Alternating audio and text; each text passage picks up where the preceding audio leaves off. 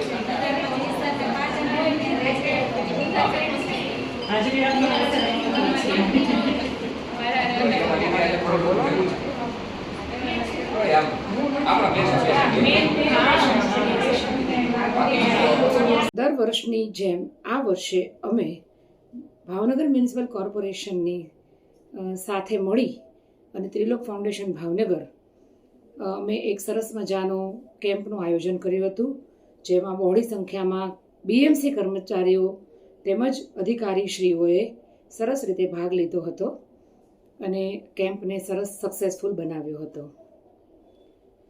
Physiotherapy લીધો હતો, જેમાં બાળકો હતા, કિશોરો હતા, એડલ્ટ્સ હતા અને સાથે સાથે વૃદ્ધોએ પણ સરસ મજાનો ભાગ લીધો હતો અને આ કાર્યક્રમને સફળ બનાવ્યો।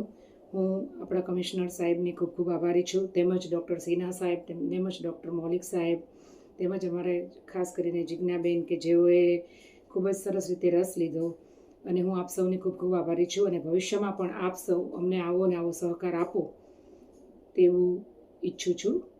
અને તેમજ હું ભાવનગરની જનતાને પણ અપીલ કરું છું કે બિંગ અ ફિઝિયોથેરાપિસ્ટ, આજે વર્લ્ડ ફિઝિયોથેરાપી ડે છે, તો હું આપ સૌને એ જ અપીલ કરું છું કે આપ સૌ આપના માટે સમય કાઢો અને આપ ફિટ રહો, બને એટલી કસરત કરો, બસ એ જ મારો ઉદ્દેશ્ય છે।